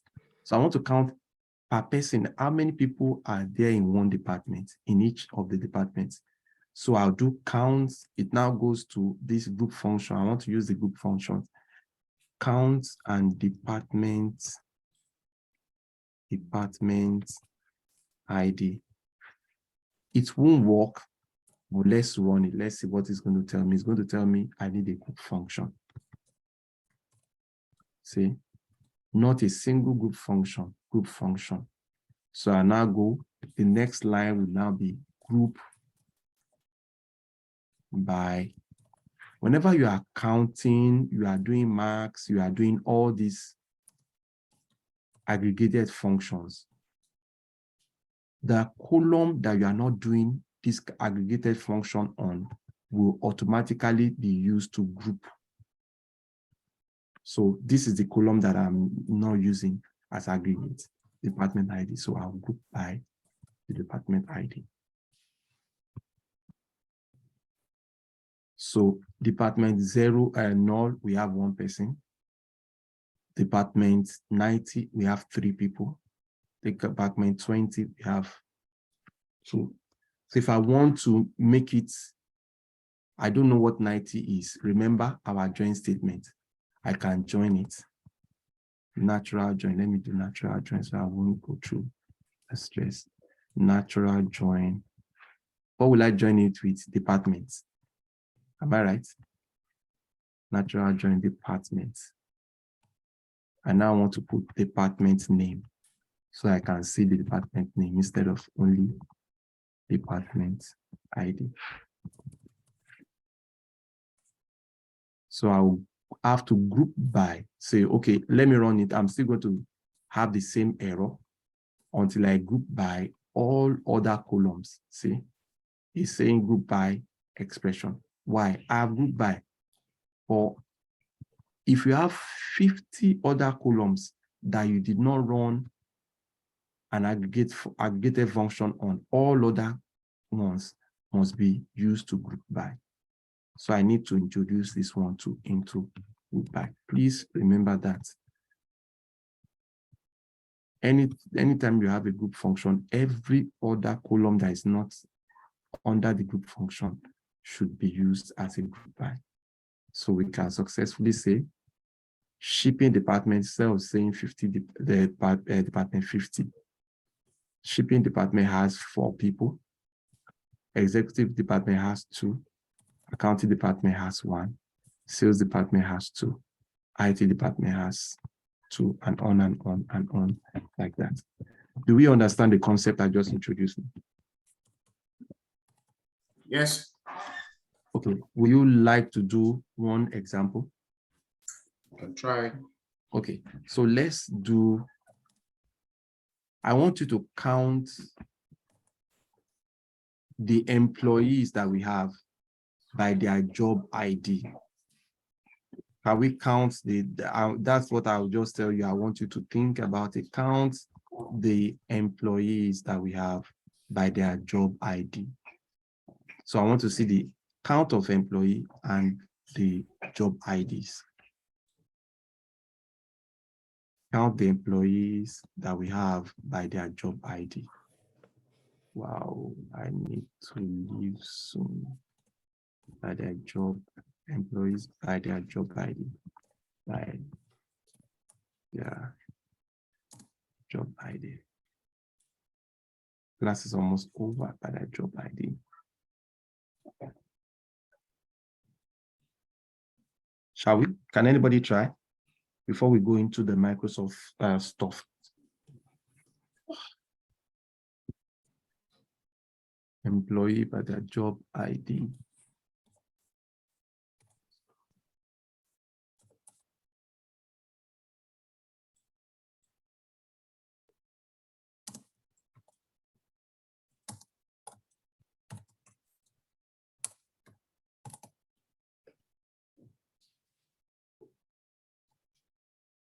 Aditya, would you like to share your screen now? Or you still have, it's not logged on? Boss is telling me I'm missing parameter. Sorry. Please, let's see. Let's see. Yes, let's see. Yes. Okay, what do you think that the parameter you are missing? I'm trying to count job ID from, I'm not sure if it's from department or from, Let me share the example that I did. Maybe that would help. okay. I want you to try to figure it out.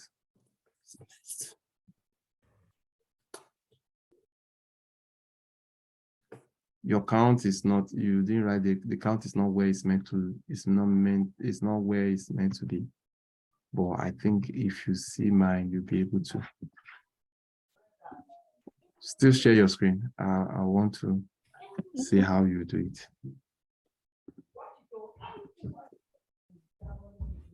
Yeah. So the bracket will not cover the count. It will cover only the one. Okay. Yes. The count is the function. So the function is not inside the bracket. So after that, there should be a comma. Good. Yeah. So what else do you think you need to do? Select count on job ID from Employee. Yes. We want to group by now. group Yeah, I by forgot. Yeah.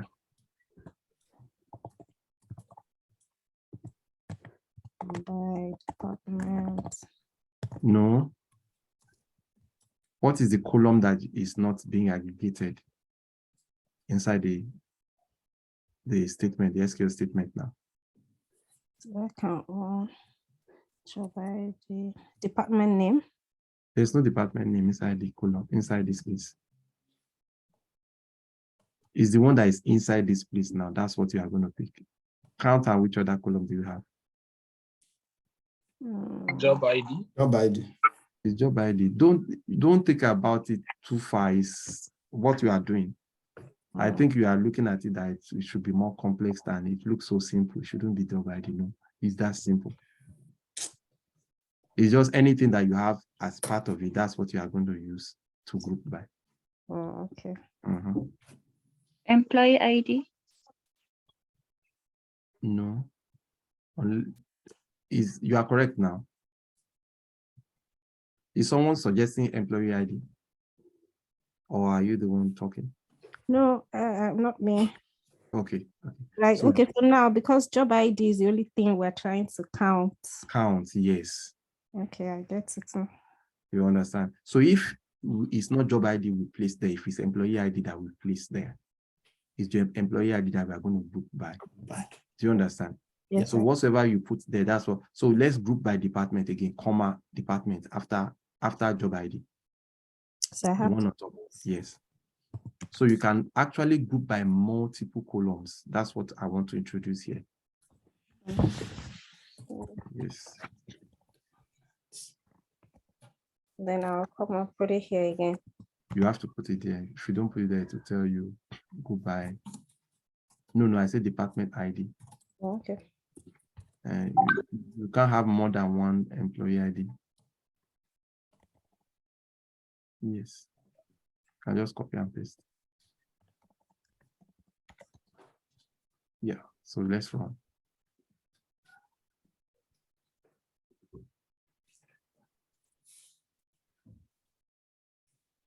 Yes. Okay. So we have 3 people that have the job description IT programmer, and they are in department 60. So we have grouped it into a smaller subset now. Do you understand what we are trying to do now? Yes, so I'm counting the people who have job IDs and have department IDs. That is common. Do you understand? Yeah. Any other person? Sorry, I have to quickly jump out.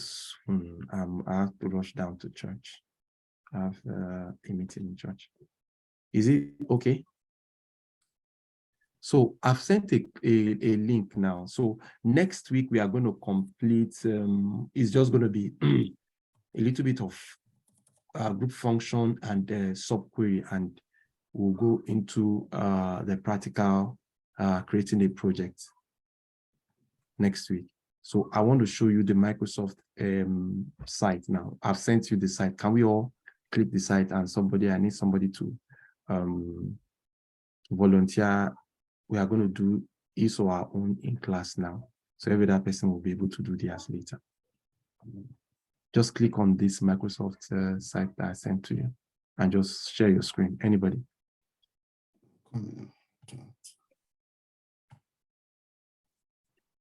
Okay, thank you. So if you, yeah, thank you.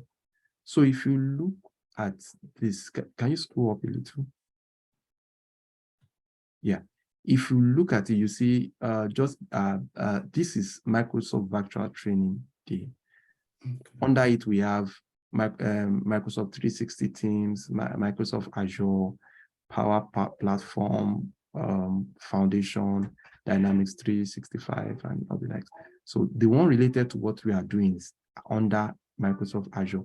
Microsoft Azure is like the cloud system of Microsoft, which most companies in United Kingdom use currently. So back in Nigeria, we use on-premise. That means we have our servers here. But here in UK, most of their services is usually cloud. So which one is related to data that we want to look at now? So that is where we are looking at. So I want to scroll a little. Scroll a little up. Yeah, click on Microsoft Azure. Yes, thank you. Okay, scroll down. You'll see data fundamentals. So you can register here. Click there. The slot is finished. But I just want you to see that the slot is finished. So they say, we are sorry, virtual training is full.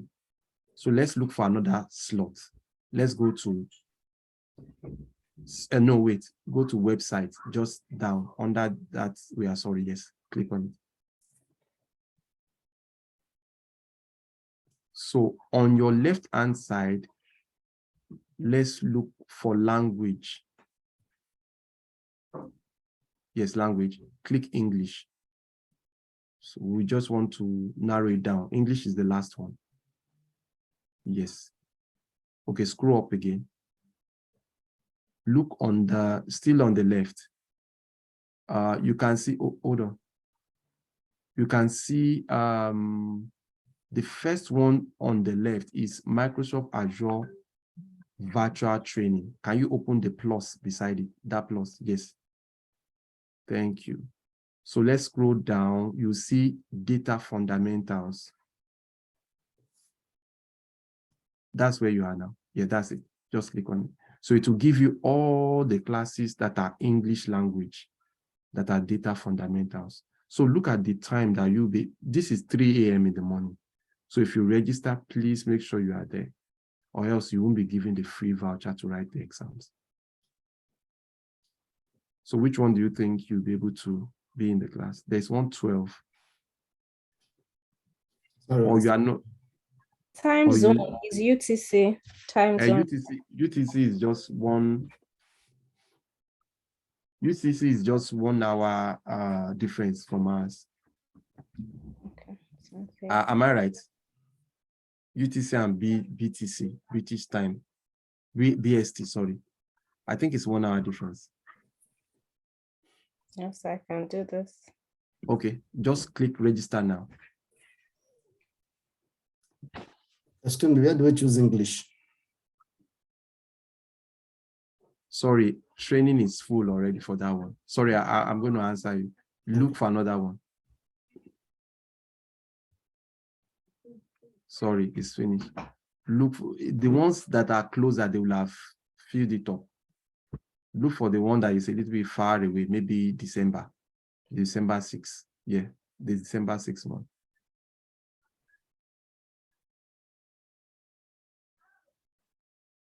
Yeah. Yeah. I'm not saying everybody should do December 6th. Okay. So there's space there. So I'll So you just just fill in your name and all your details there. When you fill in your name and details, hold on, they will send you a mail. So you stop sharing. At least I've taken you to a very comfortable place where you can pick it from there. Am I right? yes, sir. Okay, let me share my screen. So they will send you a mail. The mail will look like this. Come in, let me see, where is this guy? So they will send you a mail. The mail will look like this. Where are you?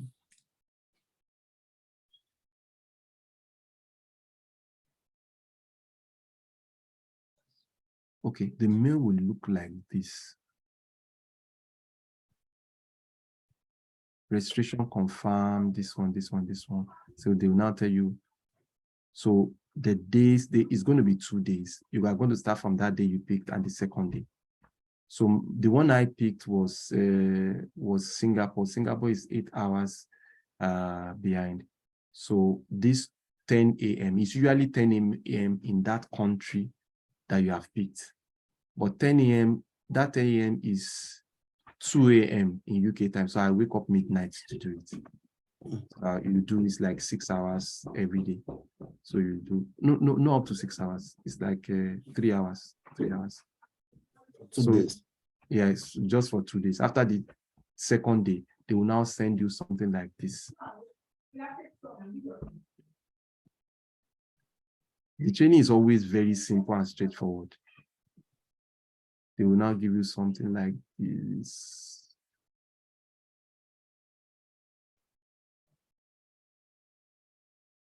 So they'll tell you to register. So when you register, you get to a place whereby they will tell you to put in the email address that you put. So with that email address, you get free voucher to write the exam.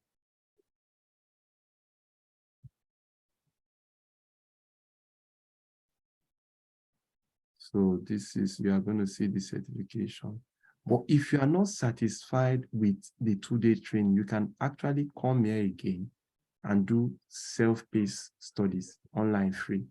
So you do start, it will just show you some things that you'll be able to read yourself. So it will tell you, it will show you a page, so you just read. After reading, you will continue until it gets to the last place. It's not that hard. It's just introduction to data fundamentals. I tell you, if you have this certification, which is very simple to get, you can get your first job as a data analyst with this certification. This additional studies inside the mail that will be sent. Yes. Okay. You see it's inside the mail. Okay. Yeah. And if you want your certification too, you see yourself. So I'll do one more thing next week. I will share a link that has the video that Microsoft uses. It's on YouTube. I'll get it. I'll share it with you. So that in case you don't understand it, it's too fast for you, you can watch and rewatch it again until you are ready for the certification. And I'll also show you some questions that you can actually read, which can actually help you to do it. Okay. So this is the exam details. If you read it, you'll be able to see where to actually get. So you just schedule. So the amount is this, or you won't be paying if you go through that course. So you just click on register.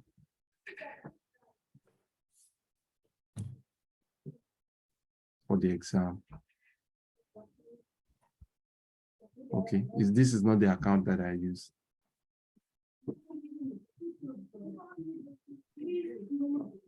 Said I've done some configuration. Your own will not show up like this. I've changed some configuration there. That's why my own is showing all this.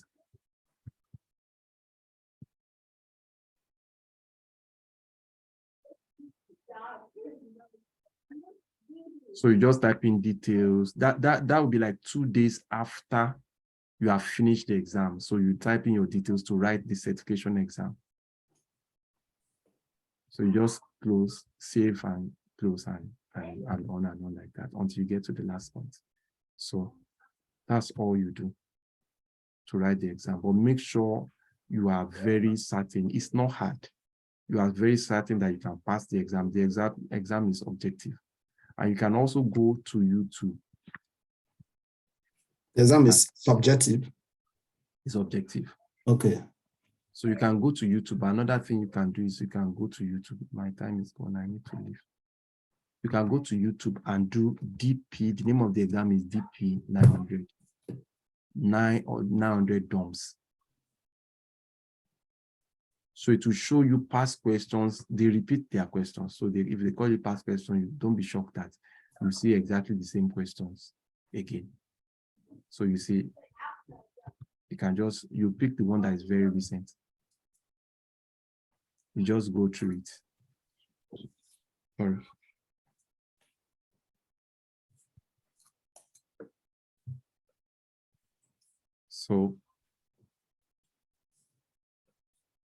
So you just go through this one. You can go through one of these questions, maybe once or twice. Make sure you know everything. They will give you like 100 and something questions. Read everything. Be comfortable with it before you write the exam. And you are going to pass. It's rare you see people fail it. And with it, you are one step ahead to get your first data analyst job. So I'll call it a very good day at this point. If you need any other thing, you can ask Boshin, or in the next class, I will give my phone number, maybe if I'm not busy. If I'm busy, I won't take your call because, I work too. But when I'm less busy, I can always get back to you. So this is my email address.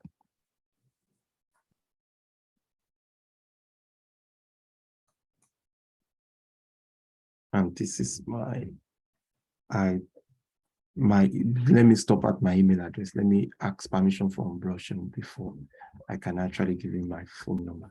Okay, so let's call it a very good day at this junction. Thank you, everyone. I asked you a question. Okay, share your screen. Let's see. Okay. Let me see what you.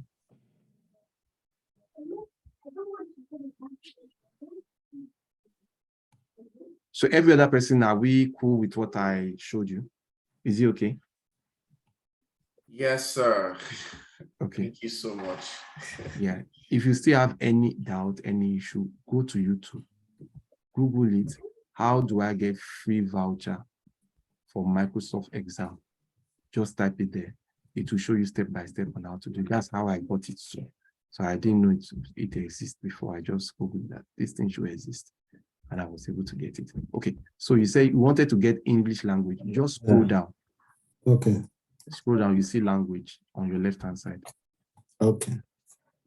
Scroll down.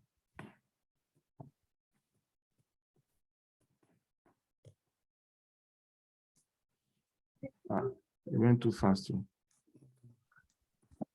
It's just a little below where you were before.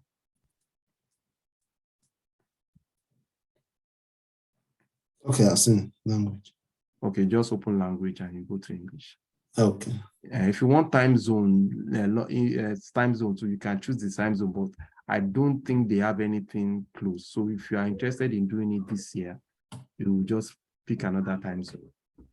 Or if you are interested in doing it, you are not in a hurry, you can do it some other time. At what time are we to?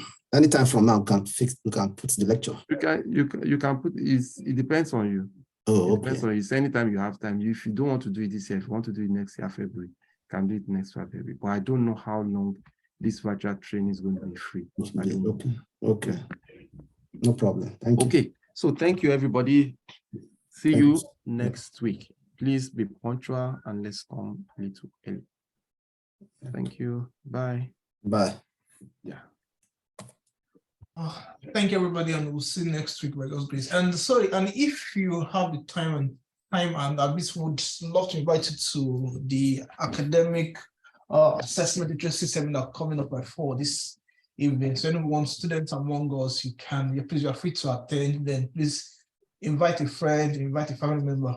See you by 4. Thank you so much. We'll see you next week. Thank you. Thank you. Yeah, bye everyone. Bye. Thank you so much, sir. Thank you. Bye. Bye.